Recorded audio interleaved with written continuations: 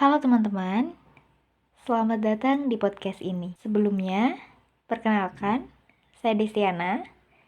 Di episode kali ini, saya ingin mengobrol santai tentang sebuah film Indonesia yang sangat menyentuh hati dan sempat membuat banyak penonton menangis, yaitu Miracle in Cell No. 7. Film ini bukan hanya sekedar drama yang sedih, tetapi juga menyimpan banyak pelajaran tentang keluarga, keadilan, dan kemanusiaan. Jadi, film ini bercerita tentang seorang ayah bernama Dodo Rozak. Dodo adalah seseorang yang memiliki keterbatasan intelektual. Walaupun begitu, ia memiliki hati yang sangat tulus dan penuh kasih sayang, terutama kepada putrinya yang bernama Kartika. Hubungan antara Dodo dan Kartika digambarkan sangat hangat. Mereka hidup sederhana, tetapi kebersamaan mereka terasa sangat bahagia. Dalam beberapa adegan awal, kita bisa melihat bagaimana Dodo selalu berusaha membuat anaknya tersenyum. Hal-hal kecil seperti bermain bersama atau berbicara dengan polos sudah cukup menunjukkan betapa besar rasa sayang seorang ayah kepada anaknya. Dari situ saja, penonton sudah bisa merasakan bahwa hubungan mereka benar-benar kuat dan penuh cinta. Namun, cerita mulai berubah ketika sebuah peristiwa tragis terjadi. Dodo dituduh melakukan kejahatan yang sebenarnya tidak ia lakukan. Karena adanya kesalahpahaman dan tekanan dari pihak berkuasa, Dodo akhirnya ditangkap dan dimasukkan ke dalam penjara.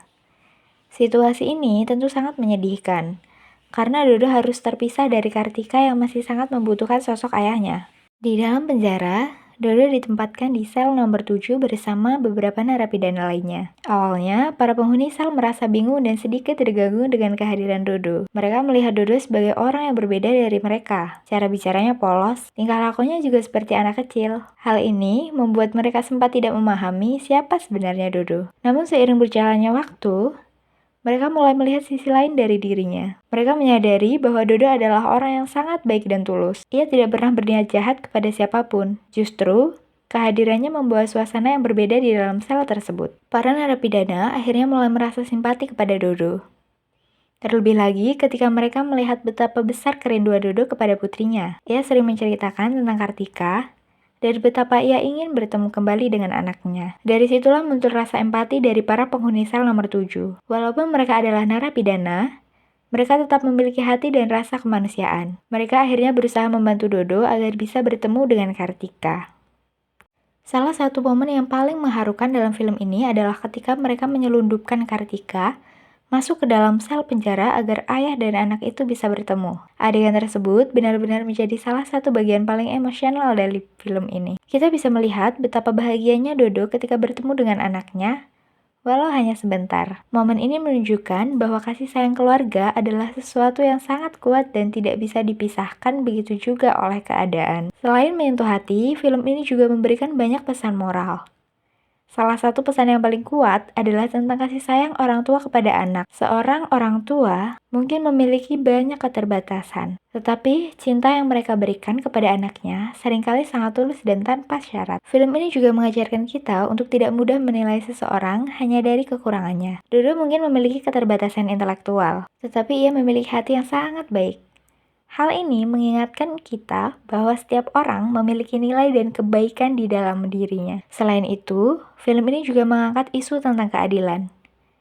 Kita diingatkan bahwa dalam kehidupan nyata, sistem hukum seharusnya melindungi orang yang tidak bersalah.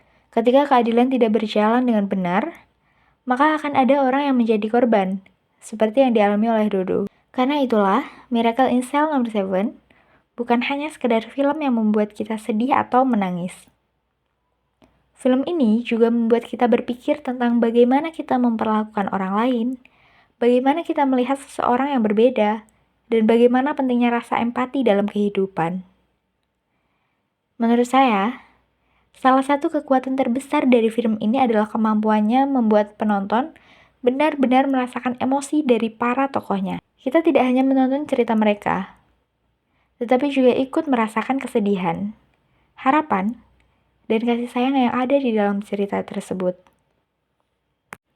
Akhirnya, dari film ini, kita bisa belajar. Bahwa keluarga adalah hal yang sangat berharga.